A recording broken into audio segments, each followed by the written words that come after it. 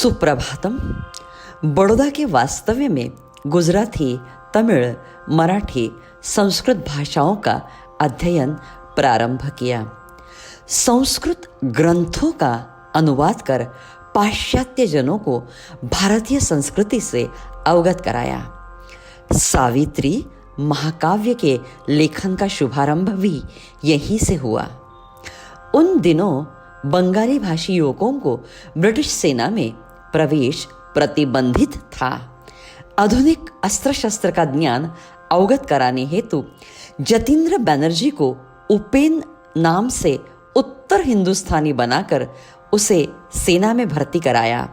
उसके संपूर्ण प्रशिक्षण का आर्थिक वहन भी किया। आगे चलकर इसी जतीन्द्र को साथ लेकर मैंने और बारिंद्र ने बंगाल के देहातों में प्रवास कर क्रांतिकारियों का विप्लवी संगठन अनुशीलन समिति का जाल बिछाया। देहातों में निर्मित क्रांति केंद्र देशव्यापी उठाव करेंगे, यह मेरा उद्दिष्ट था। इंदु प्रकाश पत्रिका में प्रकाशित new lamp for the old इस धारदार लेखमाला की तत्कालीन दिग्गज नेता गोपाल कृष्ण गोखले, न्यायमूर्ति रानडे ने कड़ी आलोचना की, किंतु इसी लेखमाला के कारण लोकमान्य तिलक जी से मेरी घनिष्ठ मित्रता निर्माण हुई। 1902 में इलाहाबाद अधिवेशन में हमारी भेंट हुई। पश्चात हमारे दृष्टिकोण और विचारों में मेल होता ही रहा। तिलक जी ने मुझे आदेश देते हुए कहा, अरविंद जी, आपके माध्यम से एक अभिनव एवं दमदार युवा नेतृत्व मात्र बंगाल को ही नहीं, समस्त भारतीय क्रांतिकारियों को उपलब्ध हुआ है। आप नागपुर, अमरावती, अकोला, नासिक, पुणे जाकर जाहलपंथियों की भूमिका स्पष्ट कीजिए। समस्त युवकों में देशभक्ति का जागरण कीजिए। पुणे में रत्नागिरी के जी अन्ना और उनके मित्रों द्वारा विकसित पीतल के डब्बे वाले बम देखे, जिसकी निर्मित की प्रक्रिया मैंने बारिंद्र को सूचित की। राजनीति के कारण मेरी साधना अनियमित हुआ करती थी। साधना के लिए सहायक गुरु की खोज में मैं था।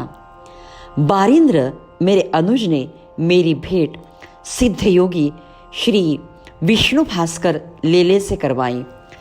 श्रेष्ठ दत्तभक्त लेले जी ने शर्त रखते हुए कहा, अरविंद, योग के प्रभावी परिणाम दिखने हेतु तुम्हें राजकीय क्षेत्र से अलिप्त रहना होगा। मुजुमदार भवन के त्रिदिवसीय साधना सत्र में सिद्धयोगी लेले जी ने आज्ञा करते हुए कहा, ध्यानस्थ होकर तुम्हें मन पर लक्ष्य केंद्रित करना होगा। विचारों को मन में प्रवेश करने से पूर्व ही बाहर ही लौटा देना होगा। अहो आश्चर्यम! मन के विचार मस्तिष्क का कब्जा लेने से पूर्व ही बाहर ही लौटाने में मैं कामयाब रहा। मेरा आंतरिक मनोमय कोश वैश्विक मनोमय पुरुष से एकात्म हो गया। नीरव ब्रह्म चैतन्य की विशेष अनुभूति ने मुझ में आमूलचूल परिवर्तन लाया। जागृत मन नीरव अवस्था में ऐसे में राजकीय वक्तृत्व कैसे करे, यह प्रश्न था। मुंबई में 3000 से ज्यादा लोग एकत्रित आए थे। इस विशाल जनसमुदाय के सामने क्या वक्तव्य करूं, यह मेरे सामने प्रश्न था। लेले जी ने सूचना की, स्तोत्र पाठ से वक्तृत्व आरंभ कीजिए। शब्द का स्फुरण अपने आप आवेगा। स्तोत्र पाठ के पश्चात मैंने विशाल जनसमुदाय को उद्बोधित करते हुए कहा, राष्ट्रवाद यह राजकीय कार्यक्रम नहीं, ईश्वर से आया हुआ धर्म है, जो चिरंतन एवं सत्य है। अन्य देशों के पैरों तले कुचले जाने के लिए भारत नहीं, भारत तो विश्व का पुनरुत्थान अवश्य करेगा।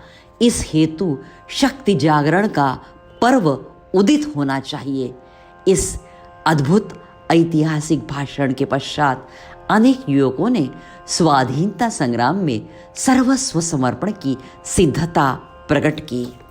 नीरव ब्रह्मा चैतन्य की अनुभूति प्रदान करने वाले सिद्ध योगी श्री लेले जी ने मुझे मन का उपयोग विरहित बोलने की शक्ति प्रदान की।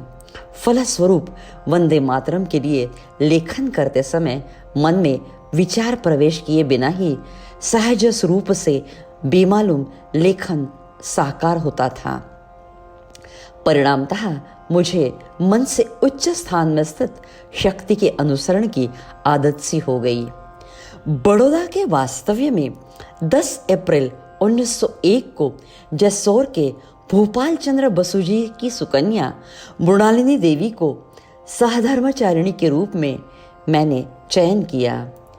विवाह वेदी पर 7 पदों तक तो हम अवश्य चले, लेकिन शीघ्र ही हमारे मार्ग भिन्न हो गए। लेकिन आंतरिक प्रेम हमारे गृहस्थ जीवन का आधार था। मेरे सहधर्मचारिणी मृणालिनी से मैंने कहा, सर्वसामान्य स्त्री की तरह तुमने भी अपने सांसारिक सपनों में रंग अवश्य भरे होगे, किंतु तुम्हारा भाग्य कुछ भिन्न है। तुम्हारे सहचर में 3 पगलेपन हैं।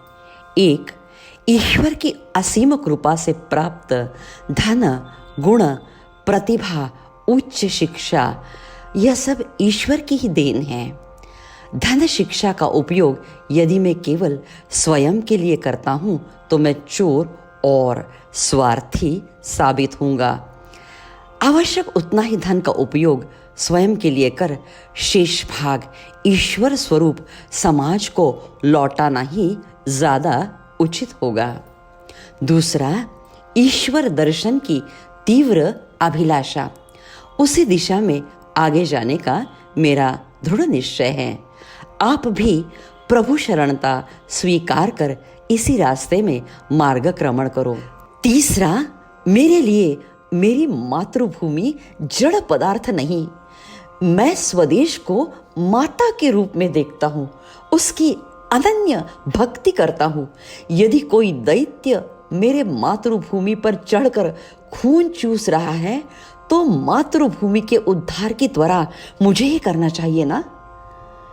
बंकिम चंद्र का वंदे मातरम हर भारतीय का मंत्र होना चाहिए, यह जिनका उद्देश्य था। भारत से बर्मा तक विप्लवी गुटों को संगठित करने वाले 1906 में कलकत्ता अधिवेशन के सभापति दादा भाई नौरोजी को स्वाधीनता का प्रस्ताव स्वीकार करने के लिए बाध्य करने वाले महर्षि अरविंद जी को कोटि कोटि प्रणाम।